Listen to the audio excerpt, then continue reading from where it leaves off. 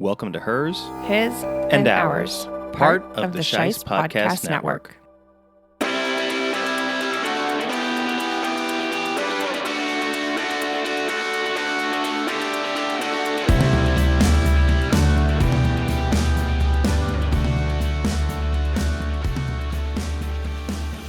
Hello, everybody, and welcome back to finally another new episode of This Week on the Couch here at Hers, His, and Ours. It's been a while, obviously, and there's a bunch of shows and movies that we watch from home, but for the purposes of keeping things to about an hour, we decided that we're only going to focus on the reality roundup for this week, and that means we're going to be talking about the secret lives of Mormon wives, and specifically the reunion show, and we're jumping in kind of into the live timeline of Love Island USA Season 7.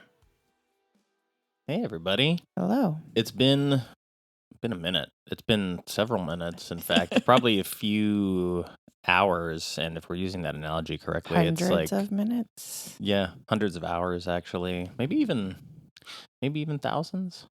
I don't know. Anyways. We traveled a lot, especially sort of end of spring into the summer. I mean, we just got back from traveling, and I just wanted to make it a point to make sure that we got our butts back in the studio and actually recorded and released something for the show that took us a long time to start. You know, who knows if anyone's listening to it now. Probably not. Those two people have given up. Well, if you post about it, maybe. I will. I'll try to be better. But, you know, we're here. We're not going to talk about everything because it's been so long. So if we were to talk about everything that we've watched sort of at home since the last time we talked about it, that would include a lot. So I think I'm going to break it up because there are some movies, and I'll save that because we got to talk about some reality TV. Juicy reality TV. And I think that is going to take precedent at least this time. And then as we get back into the flow of things and we can sort of recover, because, you know, we saw like Novocaine and Predator Killer of Killers. We watched some Titanic documentaries. I watched the Predator movie at least. So there's stuff like that. Plus Fubar's back, Love, Death, and Robots. We watched Dying for Sex, some of the Playboy murders. So we're going to focus on just reality TV. So Secret Lives of Mormon Wives and Love Island. I mean, those are two big ones right now. They are big ones. Mormon Wives is not currently on, but they just had their reunion. So let's start there because that's, I think, a little bit smaller. It's not ongoing every day. Yeah. It's not in the middle of the show being out, whereas Love Island is not only every day, it's also like literally in the middle of the season. Well, it's at the end, but like it's ongoing. So Mormon Wives had their reunion show, but it came at the end of what we thought was the first half of season 2. And they talked a lot about season 3, but not 2.1. Not 2? Yeah, 2B, right? We thought we saw 2A and 2B was coming, but no. Yeah, I'm curious if because of whatever or what had unfolded during this time, I wonder if they decided to cut it short from a season standpoint because they needed more time for filming, and that's why they made it just season 3 instead of a first half and a second half of season 2. Although they talk about, you know, like on the reunion where the cliffhanger, quote unquote, is for the end of season 2 was something like they came back and recorded. So I don't know. I don't know, or I don't remember where I had heard or seen it, but I thought season 2 had been picked up for 20 episodes. And that's why we thought that there was like a part A and part B, because we only saw 10 for season 2. But yeah, the reunion that just aired did, you know, tease season 3 coming. And if they continue kind of on the same track, I don't know when it would air, because technically season 1 aired in a September. This season 2 aired early this year. So are we going to get season 3 this year as well, or wait till next year? So I'm a little thrown off by the timing, but several of them are pregnant too. So I don't know if that has anything to do with maybe pausing some of the filming so they can all have their babies and then come back to filming. But it's still interesting because of just how the season unfolded in general. I feel like it needed the extra 10 episodes, in my opinion. But I was also a little tired of it. Not tired of the show, but like tired of the emotional and mental stress of the show that they're showing, that they're going through. So I don't know. Yeah, that's fair. I mean, season 1 was sort of like just the introduction to this world for the everyday person who was not watching these people on TikTok. And as I watched the show, I kept having to like ask you and ask myself, like, what is mom talk? Like, even Yeah. when they showed it, I'm like, okay, they just got together on TikTok and danced, and like, that's it.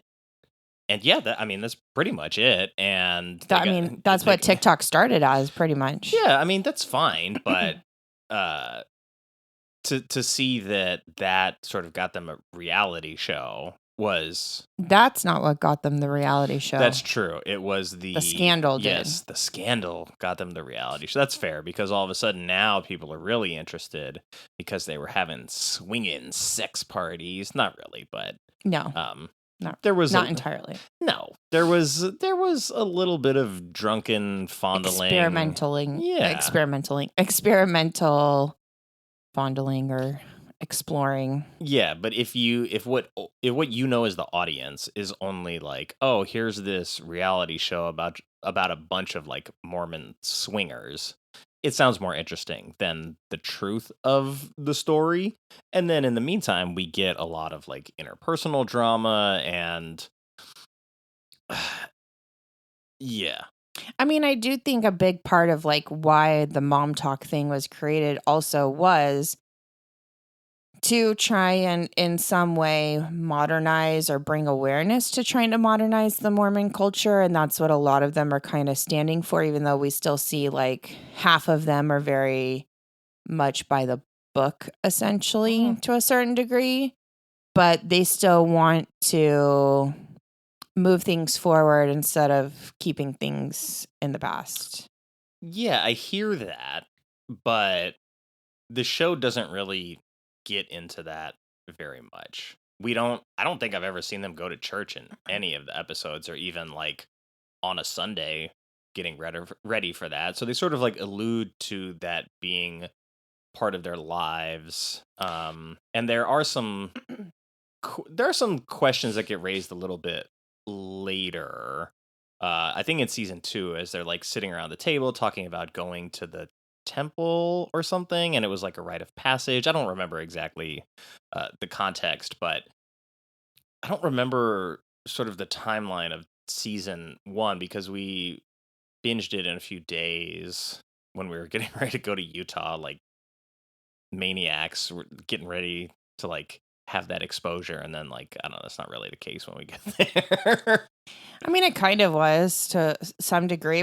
They were in the area, or they did a lot of filming in the areas we were in, and we did see that big temple kind of, bunch of moms with like 3 kids between the ages of 2 and 7. Yeah, I think that the part of why my guess is they don't allow the filming component of temple.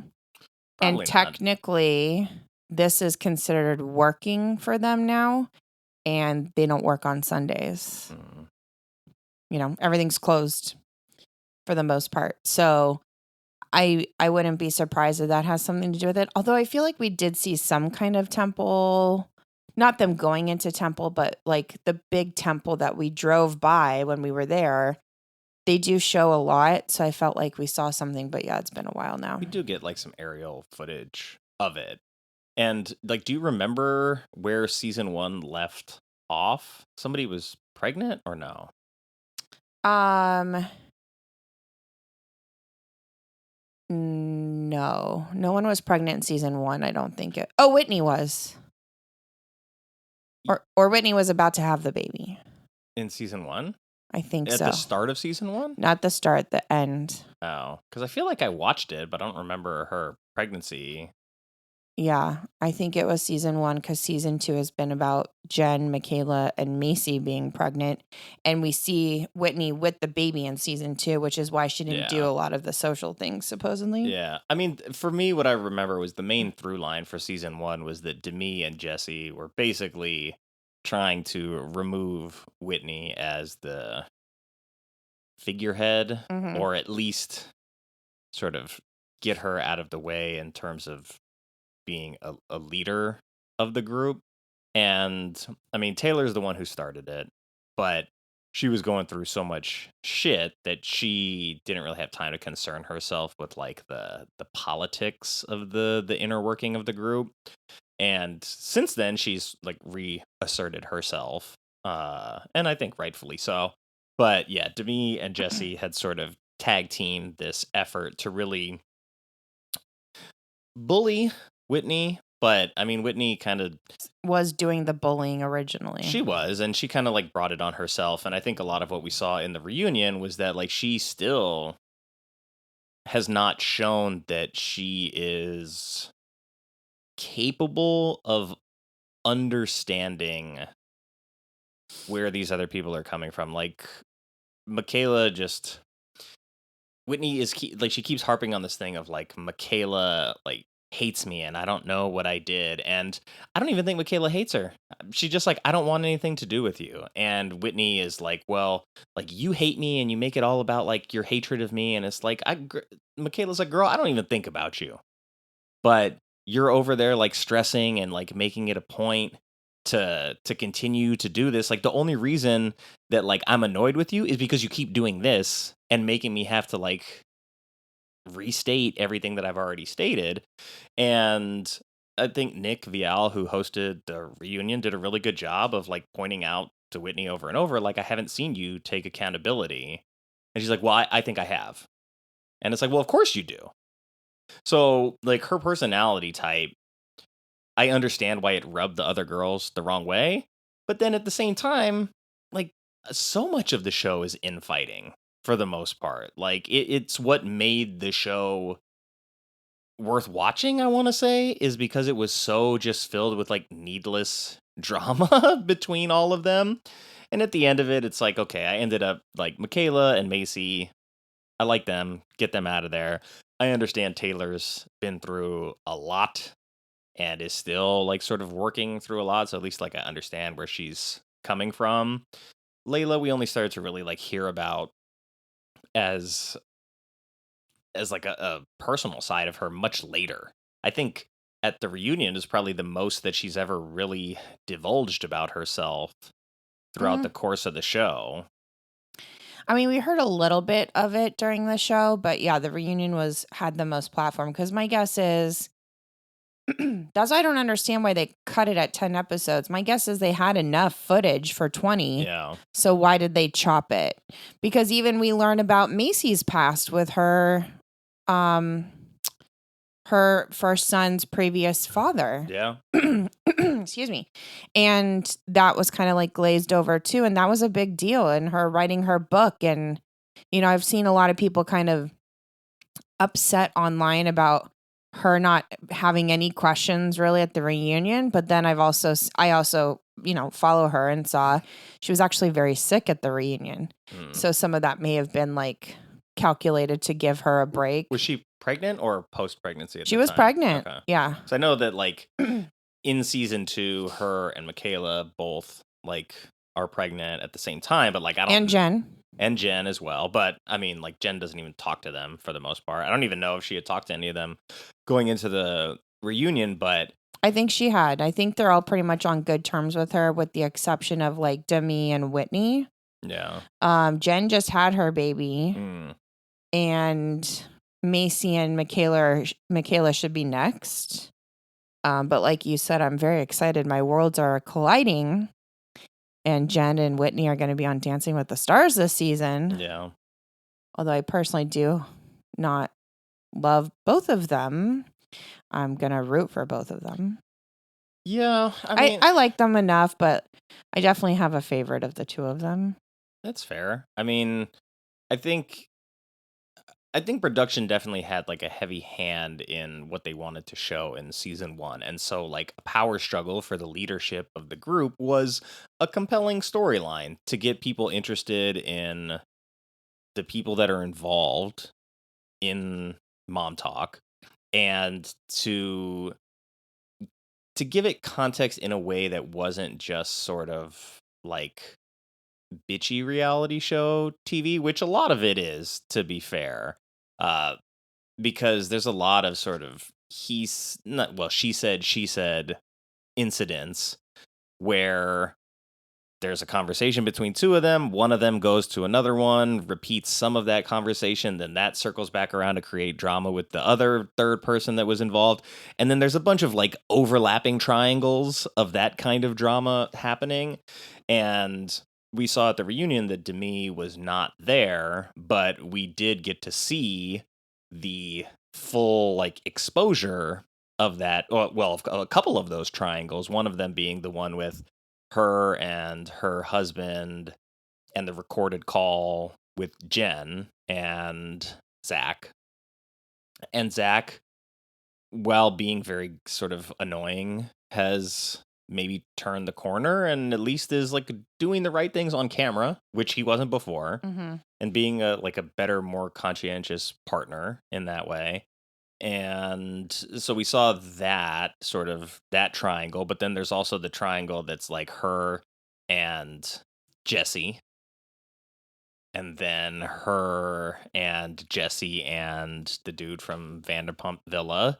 So there's just like And Whitney, yeah. I mean, she's kind of a little bit far removed because like Whitney's kind of back in, even though she's still just like, I don't know if I still want to be a part of this. Like, yes, you do. Didn't she say she was starting her own Mom Talk? Yeah, but I think it was interesting because you could kind of tell the look on Whitney's face with the shift of like, oh shit, what they've been saying about Demi is true. Yeah. In listening to the recording with Zach and Jen and the interview with Nick Viall. And it's like, yeah, Whitney, like, what do you think every single girl in that room has been telling you, just like everyone was saying about you? And it ended up being true with your behavior and your personality, right? Yeah. So I get it. It's a personality flaw that she can't really see it. But then she kind of like, she said Demi told her not to talk about things too. So she witnessed it firsthand. She was in that with them. And then was like, well, yeah, I can kind of see like this is bad or weird. But she was very worried about what to say, essentially, because Demi told her the same thing. Don't talk about things. And it's like, again, the power struggle is not necessary because Taylor is not, I do believe Taylor in that she's not walking around being like, this is all about me. She's not. She doesn't care. She doesn't care. Like, she's glad that they have the group, but she wants it to be a path of opportunity for everyone involved. That was what it was started for, right? Was to support each other and other women. Demi is the one that has turned it into something else. And Whitney kind of too. Yeah. Or tried to. And I don't even know because like I think a lot of the Whitney drama seemed to have happened before season 1 hit the air. Like the falling action of her behavior and how other people were reading it was like playing out on TV, but I think the things that she had done maybe were building before that, like maybe her trying to be the leader because Whitney is, I don't know if she's a trained dancer, but it seems like she is, which is why the Dancing with the Stars thing was important. And also, like, when they would do the mom talks, like, if she's the best dancer, then that helps them. And it's also maybe makes her more popular because she's the one teaching. And, there's a lot of, like, little wrinkles to that.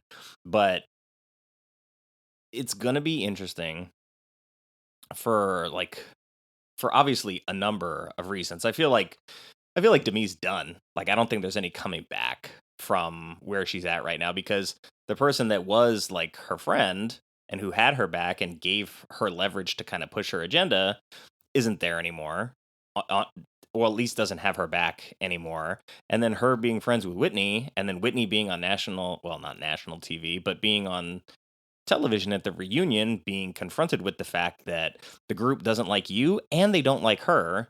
So it's going to be Whitney and Demi start their own mom talk and try to compete with Taylor, who has the most fans and the biggest, most vicious following out of all of them. Vicious and passionate. Yeah, I think Whitney is not stupid, and I don't think that, I think this matters to her too much to side with Demi enough to remove herself from the show in general. Yeah. Although they're going to be on Dancing with the Stars, technically, I wouldn't be surprised if they air season 3 when Dancing with the Stars starts, because it's the same network. Yeah. And realistically, that is when the show started last year. It aired in September and it filmed through the summer. So the way they were talking at the reunion, which was also filmed potentially like a month ago, I think I saw them starting to post about it, is that it sounds like it's already filmed, or like most of it's filmed and they're probably just editing, because they kept talking about like season 3 coming, meaning like they weren't actively filming from what I picked up on. So, and especially if Macy and Michaela are about to have babies, then... I mean, I said going into the reunion, I was like, this is an hour-long commercial for the next season. And it was, for the most part. They ran into the, I can't discuss it, you just have to wait for season 3 conversation. That happened, and I'm like, So I get that there was a lot of sort of burning questions, but it could have been a thing of like, people are starting to catch on to the fact that the word of mouth around season 2 is that like the fame has gone to their heads, and now it's no longer about the things that it was. And so because the fame has all gone to their heads, the people didn't want to like watch that anymore. So it's possible that the ratings decreased for season 2 as the season went on, and then season 3 maybe was or the reunion was designed to sort of like right the ship a little bit. Yeah, but I don't think that they did drop. I think the ratings continued to go up. It's possible, because like we binged it because we were behind. So it's like we were kind of at the time that the new episodes were releasing. But yeah, I don't know how much more tolerance I have for the show. I feel like I would watch a Macy and Michaela show, but honestly, like I just want them to like be done with this bullshit and like have their babies and do their thing. And Macy's got the book deal now, and she's got her product line, and I wish her the best. Michaela, like, she's got a lot of trauma in her past. I want her to like be able to move on. Obviously Taylor too, like just so much trauma that I think maybe we already know that like reality TV sort of breeds a certain type of energy, and it's usually not good. So to be like, hey, we're all trying to like be moms and raise kids in this environment, like you've already seen how that plays out on so many other different reality shows, and maybe just like leave that behind, So I feel like it doesn't have legs in the way that maybe they imagine that it does, but I wouldn't be surprised to see it just keep going for a while either. Because it's like the secret ain't a secret anymore. So now it's just like the annoying lives of Mormon wives as we get like further and further away from the beginning, where it was like, ooh, what is going on over here? And they're having secret orgies? And it's like, no, not even. They drink soda. Swig. Yeah. Come to LA. Yeah. They're not like doing drugs and getting arrested, or it's like they're not even the kind of like crazy reality TV that makes for like, oh my God, it's such a train wreck that I have to watch. It's like, it's kind of at a weird impasse right now. So I will be curious to see what comes out of it. And I know you're going to watch Dancing with the Stars. Of see course. them. Yeah. I mean, I was going to watch it even if they weren't on it. I always watch Dancing with the Stars, but yeah. All right. Well, time for Love Island. You can do your sound effects now. Yeah. Oh wait, that's Mormon Wives. Yeah. Dun, dun, dun, dun, dun, dun, dun, dun, dun. Do you have to copyright that though? No. Or pay for that? No. because I didn't use the actual music. Okay. But what about Huda? Yeah. And And Pepe. You were watching the show while we were getting ready to, or while I was packing and going through some stuff to get ready to move. And it was like, have you figured out my MO around these shows yet? yeah, I have. Just Okay. like when I'm busy doing something else, put it on and just, it's like, Watch you get sucked in slowly. it's like an infection where I'm Yeah. exposed to it. And then it's like, okay, I'm not feeling the symptoms yet. And then it's like, oh, now I'm like fully infected. But yeah, it was super annoying, I would say, for the beginning. And I mean, what I can gather from people that have watched more than just this season, like this is the worst season Yeah. in that it's like so far removed from the point of the show and everybody is like clout chasing 20-something-year-old reality TV stars that all want to be like reality TV famous. Like they're kind of like missing the mark on why they're there in the first place. Except for one. Except for one person. Mm-hmm. Who's that person? Amaya. Amaya, yes. I think she's the only one that actually came into it for what the show was supposed to be for. Yeah, could see that. Maybe Chris and Huda, but maybe.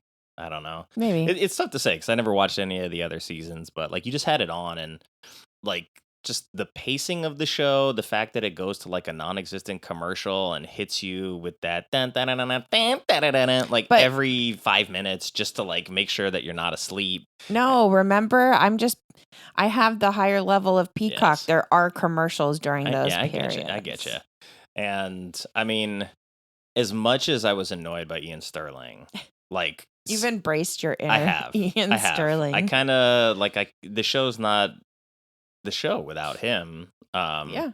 But it was just like, yeah, there's no way I can ignore it because all of a sudden I just hear like tomato night, and I'm just like, what the fuck is this?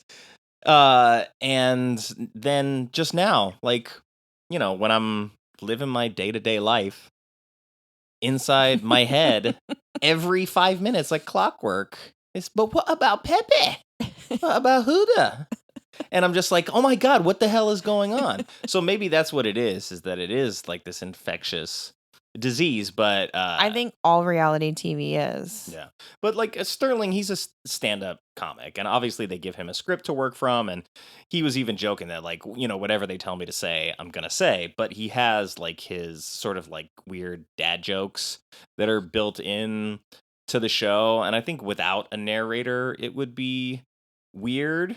But you know, my sister and your sister-in-law watches the show, and my other sister sort of teasers like as soon as we try to watch something good, she'll fall asleep instantly. But with this show, she'll stay wide awake for it. I'm like, yeah, because it's like a slot machine almost the way that it operates. Like it hits you with like those dopamine hits that you need to keep you awake just enough. It's also on at 6:00 at night. It is. So it makes it a little easier. But you don't have to watch it at 6:00 at night. You don't, but if you're home, why not? Like we were able to actually watch it tonight at 6:00. We were. We're usually not though. Yeah.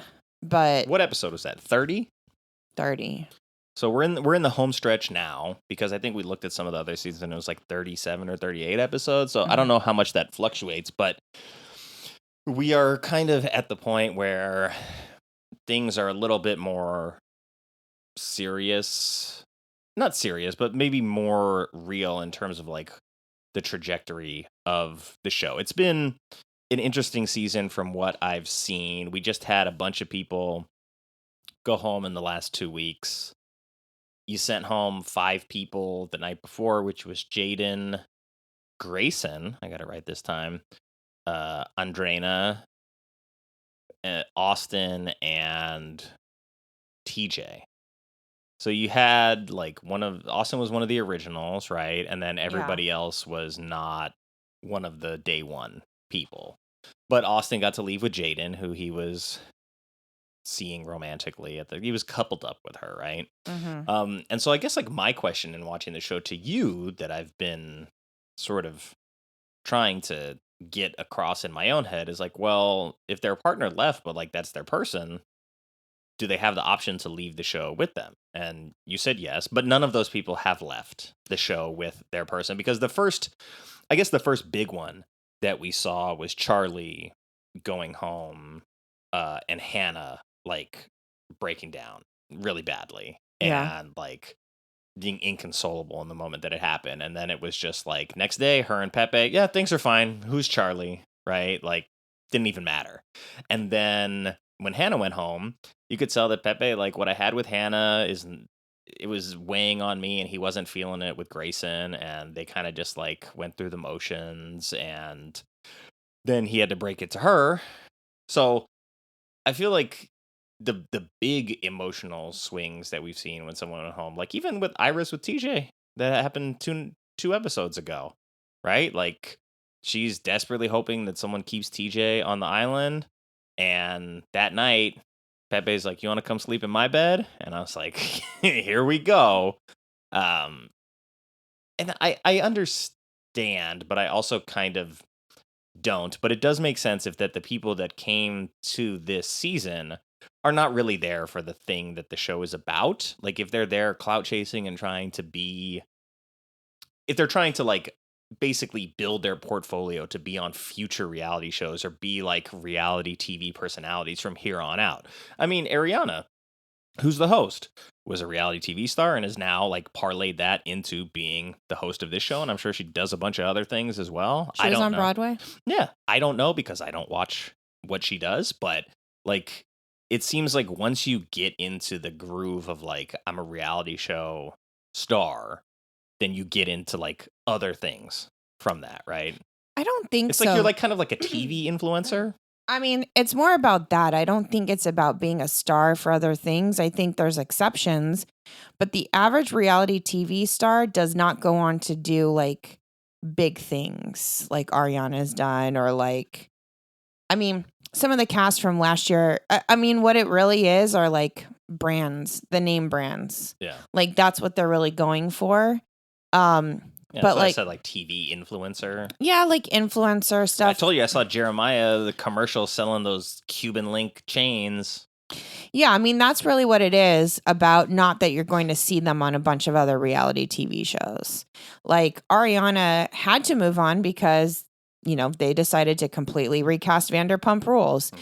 I mean, she was already doing better in the first place. You know, like her and one of the other people own a restaurant.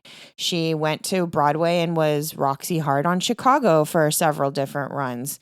They, you know, picked her for this because she's been very vocal about being a Love Island fan.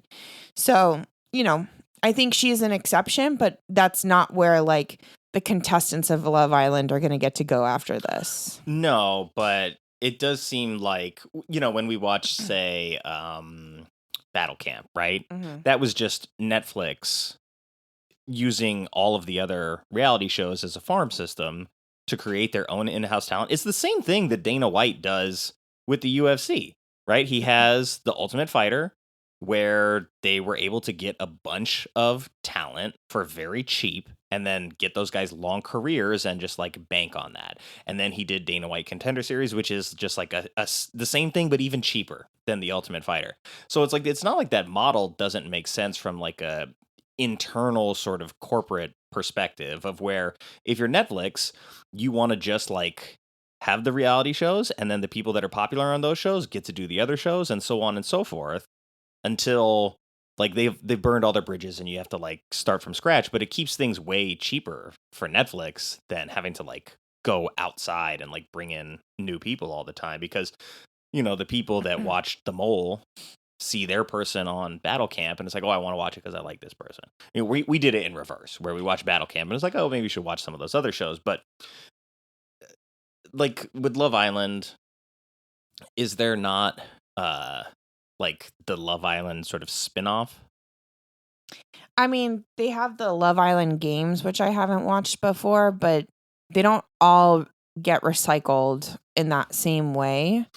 There's not a lot of other like There's Love Island USA, I think Spain, UK. Like there's a bunch of different location wise of Love Island, but a Love Island USA person should not be going on it to try and hop around on all those Love Islands. Yeah. In theory, because they should be going on to find a real connection, right? Yeah. Like as a dating show. They could maybe, like I said, do the Love Island games. I haven't personally watched it, but that's kind of like how the Love is Blind people sometimes end up on the perfect match if they didn't find a connection there. Or like the Bachelor and Bachelorette contestants end up on Bachelor in Paradise kind of a thing. But they also end up as the Bachelor and Bachelorette several times where... Well, usually one person gets to do that where they're the next one, right? But that's happened like a lot of times where someone who was a contestant on The Bachelor or The Bachelorette then becomes the next Bachelor or Bachelorette. Yeah. Usually based on like Nick Viall was one of those, like, but it happens once. It's not like they're going on hoping to get to be the next one. Yeah, Nick doesn't get to be the Bachelor again. Yeah. He's now with someone who's not even in the Bachelor universe, that's probably good. Yeah. So I don't think it's exactly the same. I think it's similar, but I think it's more about like the reason why the follower count is so important, similar to Love is Blind, which we learned this past season. Like obviously they were looking at the follower counts before they got put in. It's taking away from what the shows are supposed to be or how they originally started. Because they do get the influencer brand jobs now. Like they're talking about on Mormon Wives, essentially, It's weird to be pulling like, oh, we're going to check your Instagram, make sure that you have enough followers to make it worth like having you on the show. Like that seems like antithetical to the point. Absolutely. Of the show. That's what I'm saying. Like we need all these reality love shows with like just normal people, right? Like not people who are already sort of like, oh, I'm an influencer level in terms of social media to start, or at least interested or like wannabe influencer level, right? So you just need like regular people. But yeah, that's why there was only it's TV, so it is no there regular people allowed. Exactly. There was one season. I can't believe this was this long ago. I just had to look up the name because I always forget it. One season of a show called Ready for Love. Mm-hmm. And I felt like that was something they captured that was a true dating show meant for people to actually find a relationship out of it. And it got canceled after one season where they kind of mixed the way that the voice works, where the judges don't see the person singing. They don't see the person, kind of like Love is Blind at first. And there's a matchmaker or a couple matchmakers involved that have done like different quote unquote like personality and psychology testing questionnaires to help really match them according to like how they line up essentially. And one of the couples from that show, and so it was only 3 people, like 3 guys that went through it. One of the couples is still married and has 3 kids. And so it was like, okay, that actually worked.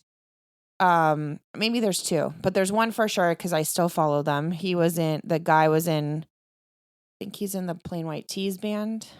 Anyways, that was the recipe for what these shows should be about if you're actually trying to help people find love and want it to be a reality show for people to watch.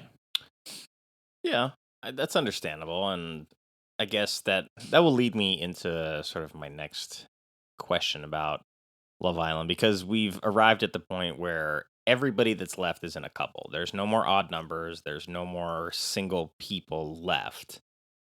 So do you think anybody should still be there that is not there? In a couple?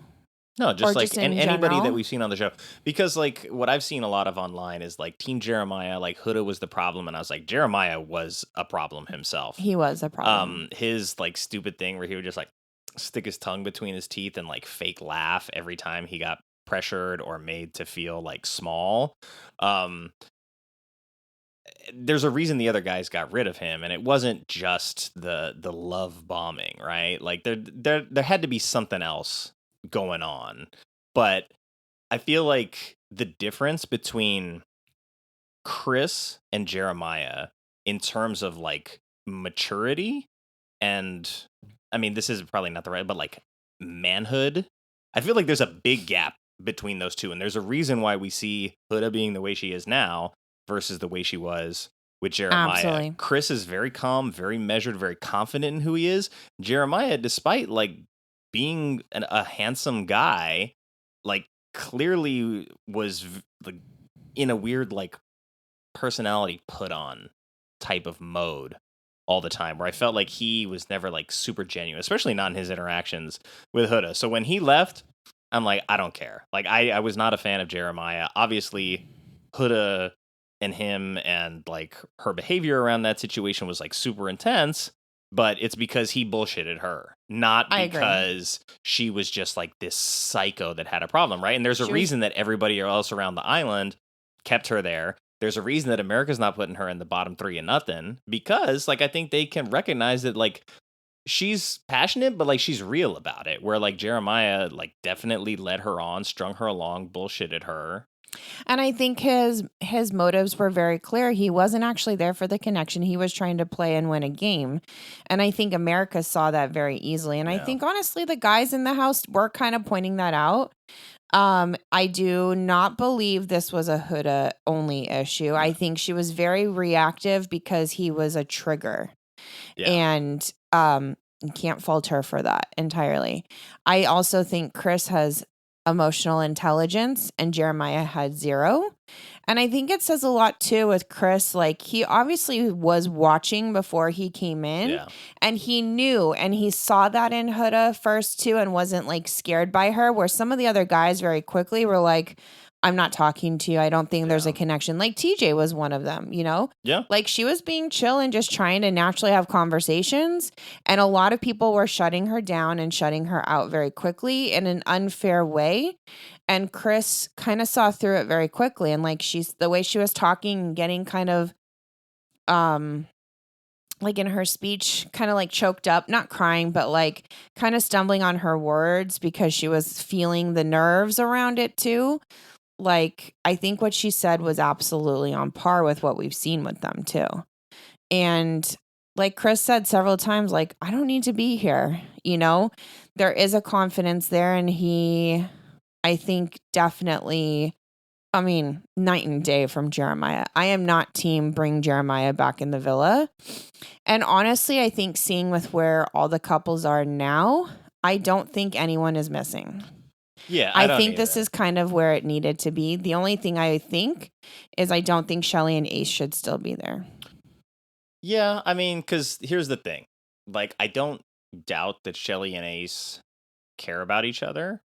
But also, if they actually do, then like winning the show is not going to be the most important thing for them. And I think we saw that it is. Well, yeah, we saw America pretty much vote them at the bottom for all of the things that they voted for, and they were unable to understand why America saw it that way. But then the next morning, let's play nice. I want to make Ace breakfast. We want to patch everything up and close things off because they realized that they were weak. And so it's very interesting to me that they chose to like show the cards to the cast to let them know basically like how to course correct if you wanted to like win. Like of course, everybody loves Amaya. Like online, it's like, you know, justice for Amaya. People are petitioning for her to win the show by herself up until I'm still for that. Tonight's episode. Yeah, that's fine.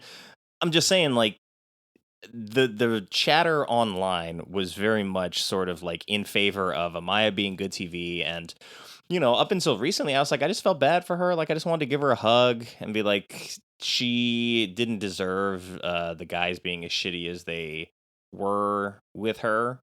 And when they brought in the Casa Boys, I knew immediately I did not like Zach. Zach with for a K. sure. He gave me the vibes, and I was like, nope. And I was like, I don't believe he's genuine. And then we saw it play out to the point where he felt the need to dogpile on Amaya for no reason, just like to kick her while she was down. Like, and he's just like, oh yeah, that was like my mistake. I didn't need to do that. Like, no shit, bro, but you did. And then when Amaya was voted America's favorite, he's trying to patch things up. She, I think, has an aside with the camera. She's like, as far as I'm concerned, like the romantic relationship with me and him is over. And then he's still trying to like open that door the next day. JD also didn't like that dude. He Same. rightfully went home immediately. And Elan, I honestly don't know, because the only behavior I saw from him was a little like awkward, and just the mustache with him, like he gave me creeper vibes. I can't quite put my finger on it, but he creeped me out. And then some of his behavior also like was creepy, and everyone was like, "Oh, he's so sweet," and this and that, and I'm like, maybe he is, but whatever I'm getting from him, like I wouldn't want him to date one of my sisters. Zach either. Like if it were Chris, I'd be like, okay, Chris is like you said, emotionally intelligent, and I think read the situation correctly. And now what we have left of these couples, I was even before like a couple episodes ago, I was like, I feel like Pepe's the sleeper. Like he's just, I said that. I was like, he's very calm. He's very measured. He doesn't pop up on camera like being dramatic or being like stupid or like super immature like some of the other guys are. So I was like, I think Pepe is kind of like a sleeper here, in that like he's good, and we'll see that sort of play out. And then of course like the stuff happens with Grayson. He's like, he tells her like, I'm just not feeling it, and I'm conflicted about my feelings for Hannah, and this kind of isn't working. And then he gets voted most genuine and most trustworthy, which is weird. I feel like it's the same question, but just the opportunity to vote for your favorite person twice. So he pops up as like number one. We see Nick in there. Taylor's at the bottom, which I feel like, yes, because of what he did to Landria, fine. But of the couples we have left, I think it sort of makes sense for like, as kind of ugly and messy as it was to get here, I feel like Pepe and Iris are a good couple with potential.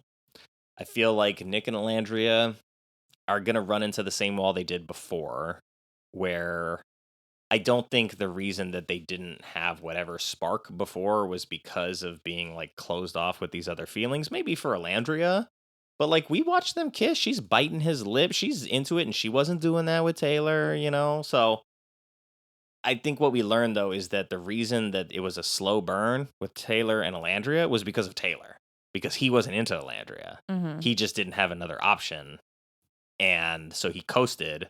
And then Clark came along. And honestly, like, whatever. I know you said that, like, you don't see it with them. They seem like they're happy together.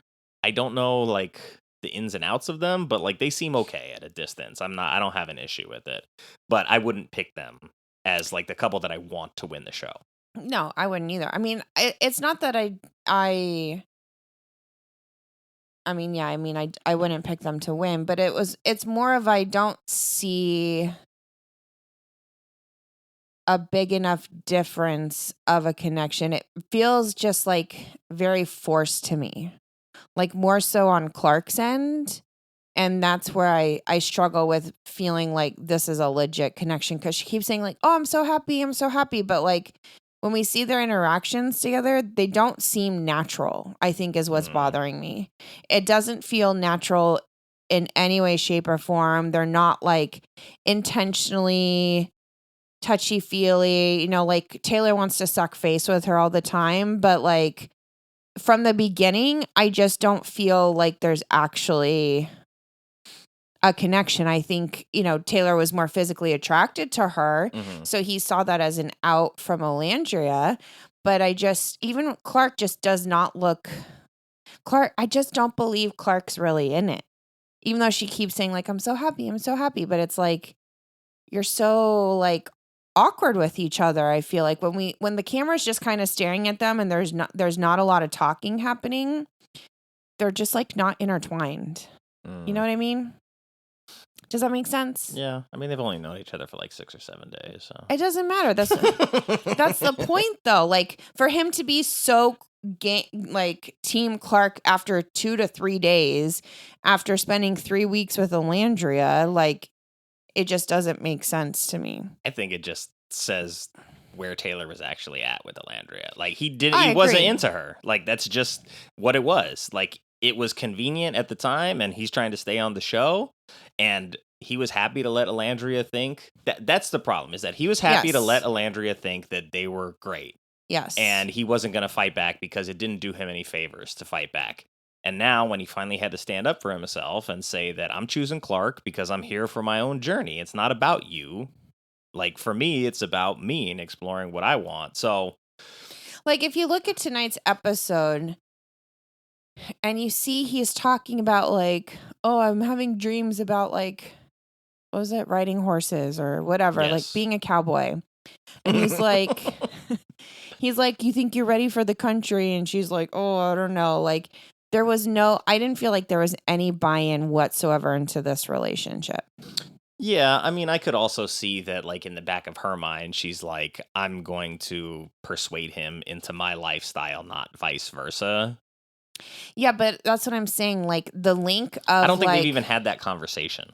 exactly. Yeah. That's what I'm I get saying. it. The link between the two of them being actually in this, like we should be seeing by them at this point, I'm not buying it. That's fair. So then the couples we have left are Taylor and Clark, Nick and Alandria, Pepe and Iris, Chris and Huda, and who? There's one more. Is there not? Oh, Brian and Amaya. Oh, but before we move on, obviously Nick and Alandria are here because Sierra's gone, because she got removed from the show for using racial slurs on her social media. Yeah, which is why I'm like, someone fucked up with casting this year. Yeah. Like someone was not paying attention for pretty much almost all of them. Although thank God for Amaya in this season, right? I think she saved us. She did, because she made the show watchable even when it was a freaking train wreck the whole time. Yeah. But yeah, it's funny because I looked to threads for this commentary of what's being said. And everyone's got the like alarm symbol on like, oh, Sierra has left the villa for personal reasons. Yeah. And it's like, thanks, Love Island producers, for paying attention to all of us online having concerns about this. But also, it should be on the production to come out and make a statement about this. Like, don't leave it up to the Islanders, like we were talking to your sister about, like, it's so awkward and uncomfortable. You know, they know she left. I'm sure they had to have said something, because it's not going to just be like, we're removing her and we're not giving you any information. Like they're so calculated and not talking about it. Yeah, but it doesn't do the production any favors to tell the cast why they removed her. If they leave it at like, Sierra has to leave due to a personal reason, and if she doesn't tell anybody, like... Yeah, but my point is, I feel like they have to say something or else we would see them visibly upset. Yeah, I mean, I wouldn't be surprised if they told him, like, we are removing her from the show due to conduct reasons outside of the show. That's what I'm saying. Like, may not be the exact verbiage, but they have to have been saying something, because only Nick acknowledged her being gone. And he seemed fine, honestly. And that's what I said. What did I say? Like, he didn't seem too broken up about it. And only... I mean, Alandria said a little bit with like our connections not being here anymore, or like not being a thing anymore. Yeah. But you know how upset they all got with the other girls leaving and like Alandria leaving and stuff. So like they have to say something along the conduct lines, I feel like, and then be like, now you're not allowed to talk about it. Yeah. But like Nick and Sierra were like the most consistent couple throughout the course of the show. But then when they officially had closed off, you know, we had shared videos in our group chat with my sister, and one of them was like, movie night needs to happen, because you have Sierra like detailing like her romantic interpretation of the closeout conversation with Nick when they were on the picnic. And of course they had a good time, but like she says a bunch of things that like Nick never said, just like Huda did with Jeremiah, where it's like they had a conversation, she goes back, she tells the girls like, this is what he said, and it's like he didn't say any of that. And I mean, it could be editing too. It could be. That's fair. But so we see that, and then it's like, here's what Sierra said, like here's Nick's reaction, here's this. here's this. Here's her at Casa. Here's him with the Landria. So it's like she's like, we need movie night so that we can actually like see, so that everybody can see the transparent sort of like receipts of the situation. Because Nick and Sierra, maybe they were just coasting and they knew that there weren't any threats. But we had all talked recently too about this notion that the clique, right, was targeting anything that they thought was a threat. So keep Taylor, get rid of TJ, right? And then Get rid of Hannah. Make sure you eliminate anybody that's a threat to your money. And so if that's the case, then it was like strategically well played. But now that you have Nick and Alandria, it's like I think they could win because they were popular at the time that they got coupled together. People were very happy about that. So that's good. But honestly, like they got some work to do. So of the couples we have left, like who do you want to see win the show? And who do you think actually has the best relationship right now? That's interesting. I want a side note. They're different questions. Yeah. I want a side note first, like I said in our group chat. I think at this point they should not do a movie night. Yeah, I mean, because it's too long in the tooth now. Well, it's too late, but the drama doesn't involve the people that exactly. are there. That's what I was saying. Like with your sister, it's like, what is the point of doing movie night now? They should have done it that when they came back from Casa. Mm-hmm. That's usually like when they do it is pretty close to Casa. So I'm surprised like they haven't done it yet. And what would be the point of doing it in this last week when you just let everyone recouple? And all of the key players that would be important to show in movie night aren't even there anymore. Yeah. So what's the point of the movie night at this point? Filler? I don't know. Maybe. Okay. Anyways, back to your question. Yes, back to my question so we can wrap it up and get out of here and watch Jaws 4. Okay. I'm torn because I've been rooting for Amaya. And I'm still like Team Amaya winning single, but I really do like her and Brian. And this is my point when it comes to like Clark and Taylor. I feel like Brian and Amaya and Chris and Huda are so much more smitten with each other and feel like they're really finding a connection and like falling into this relationship, and why I just don't buy it at all from Clark and Taylor, because I don't see any of that kind of spark between Taylor and Clark like I see between them. Yeah. Ever. That's fair. And I think, I mean, it goes back to what I sort of thought about Taylor from the beginning, is that like I feel like he's very immature. Yeah, he has zero emotional intelligence. He has to be told what to do in these relationships. He's got to wrangle Ace. Ace needs to help him set up a date, which is like... That whole performance was fucking weird. He did that earlier on with Olandria. That's why she made a face, and I was like, oh, no. And that's also why I'm like, I'm not buying this. But, like, can we just, like, go talk and, like, actually, like, it's so performative. It is. And that's why I don't buy it. It feels fake. But, like, in this episode, I was like, I saw more from Ace being Taylor's waiter for this stunt, I'm going to call it. I saw more out of Ace than I've seen the entire time in terms of investment or energy that he spent on Shelly. Agreed. With Shelly, he's always like very cold and like, I've been through some shit and like, I need to protect my heart and like, I've been hurt in the past, and like the Ace bullshit that we've seen the entire time. And then all of a sudden it's like, hey, can you help me set up a date? And he's like running around like a fucking clown, honestly. Yeah. And I don't understand it. Like, if he's got that level of like energy to help Taylor, it's the same kind of thing we saw with like Taylor and Nick. Like, in that, like, he's so in love with Nick. I told you. That's why I don't buy it, because Taylor is way more invested in Nick. His emotion is way stronger for Nick. His reactions. He knows they're going to be friends when him and Clark aren't together anymore. Yes. I mean, we saw when Nick left, he had a literal nervous breakdown, and when he came back, he like jumped on Nick before he saw Olandria or said hi to her or anyone else. Honestly, up until the Amaya and Brian coupling, like I said, I was Team Amaya winning this on her own. I still, because Amaya is a favorite, would love to see her win. But also, like I said to you a few episodes ago, a week ago, I can't even keep track anymore since it's on almost every day. I would also love to see Huda and Chris win this. That would be, I think, I think- poetic justice yes, would be I Chris agree. and Huda, because it would expose all of the bullshit from earlier, in that like she's made out to be the villain when really it was like this is her emotional response to this guy. Yeah. So I'm not Team Jeremiah at all. I mean, obviously I was like, Huda's messy, we all know that, but like it's coming from a place of passion, and now that she's with a dude who is calm, has emotional intelligence, treats her with respect, she's good. Yeah. And like I said, I think what we saw from Huda was a reaction to a trigger. Yeah. And I cannot blame or fault her for that. Because I don't even think she was really in the wrong with the Ace thing that Shelly No. got all pissed about. Shelly was pissed because Ace was enjoying himself, which is something you should take up with Ace. Yes. And like her door with Chris had closed. So it's like she's seeing her man really enjoying himself a lot with Huda. And then when she's with Chris, Huda's right there clapping like, yeah, get it, girl. And like she doesn't care.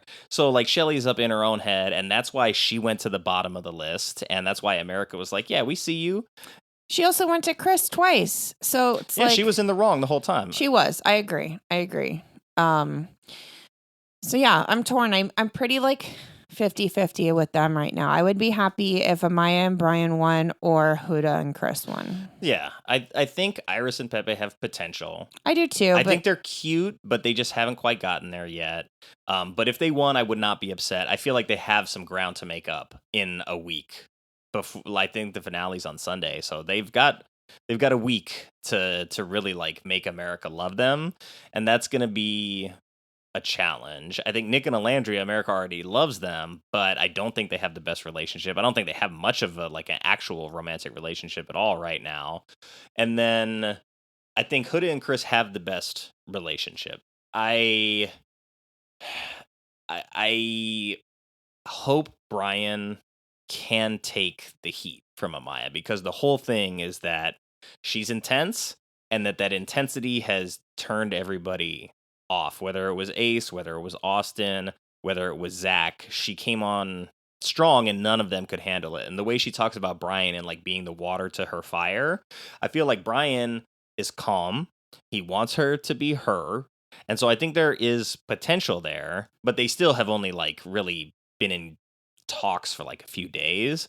So I think we will see. I'm hopeful for her sake, because I don't want her to go through this bullshit like time and time again with these dudes. But I feel like Huda and Chris are on like, they're already sort of like, they could leave today and probably be okay. I don't know about those other couples. Yeah. I agree. I mean, I do still think from the Maya and Brian standpoint, like I've said from the beginning with them, is that Brian defended her and had her back and stood up for her before he knew she was America's favorite. Yeah. And he didn't, he stood behind Jaden as well at the elimination because Chris was there. And I forgot why Chris stood behind her. Or no, Chris backed Brian on that moment because he's like, Brian's my boy. So he stood behind Jaden to give her a chance.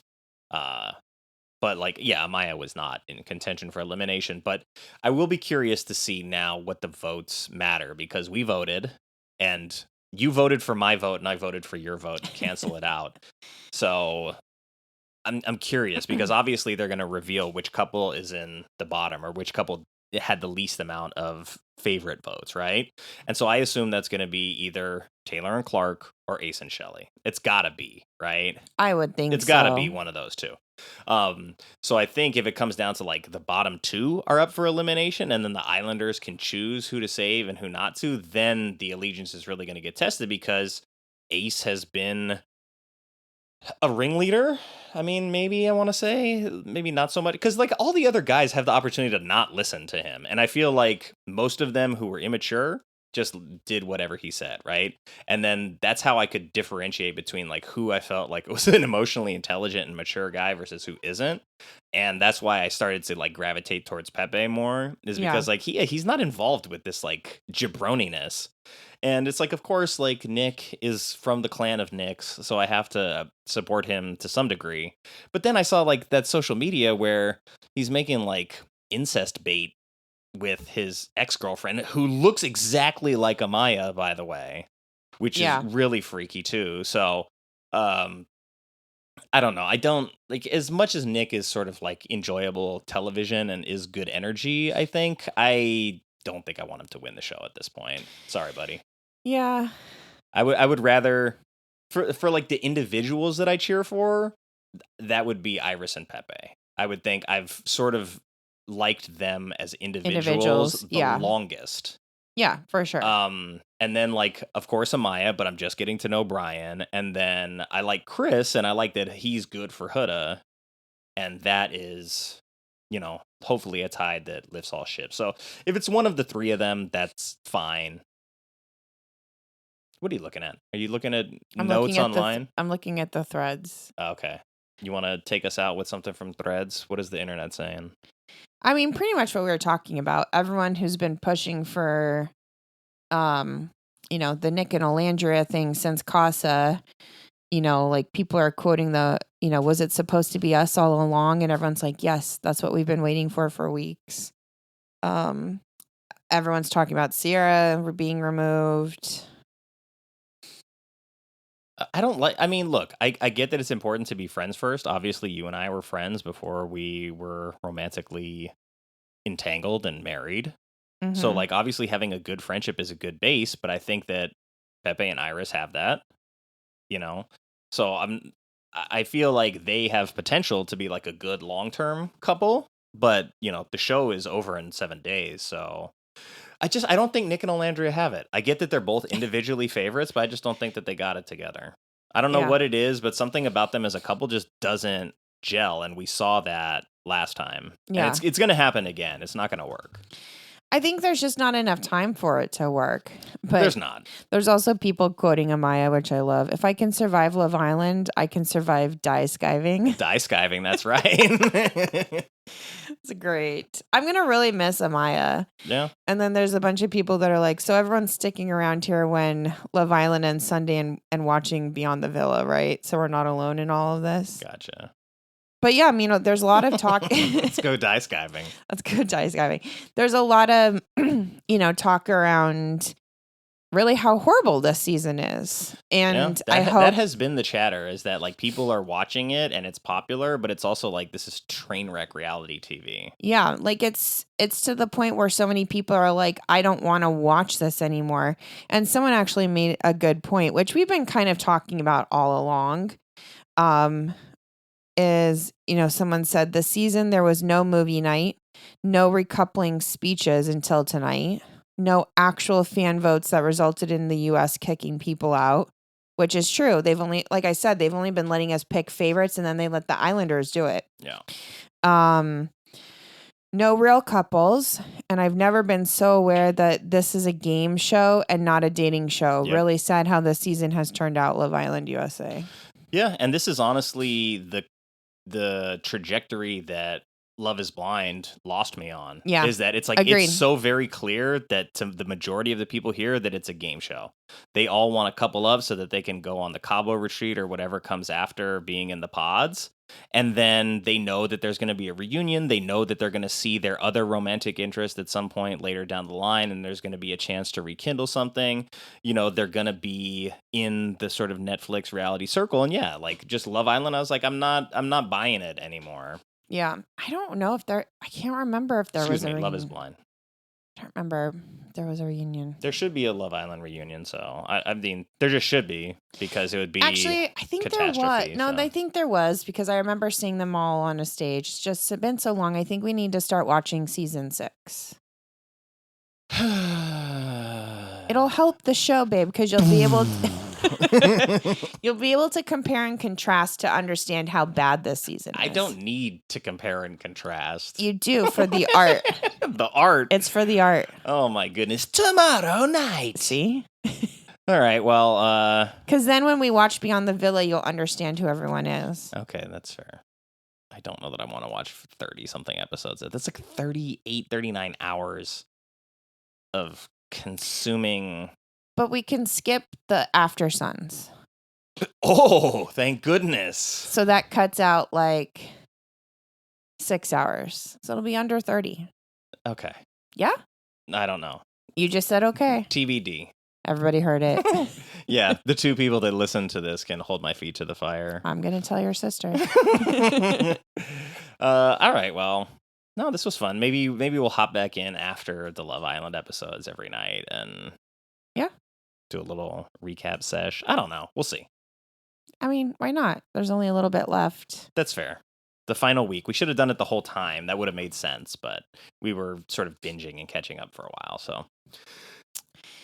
Yeah, we got to talk to your sister about the live watching it, the watch party version. Oh, yeah, at the bar, because then we got to rush home and do it. Mm-hmm. Bring her with us and she can join us. She could. We got a third microphone in here. Yeah. All right. Good night, everyone. Good night. Thanks for listening to Hers, His, and Ours. We'd love for you to continue on this journey with us. The easiest way to do that is to like and subscribe to the show on the podcast platform of your choice. Follow our socials at Hers, His, Ours, spelled like time, on Instagram and X. To keep tabs on this show and others in the Shice Podcast Network, follow at ShicePodNet on Instagram, Blue Sky, and X.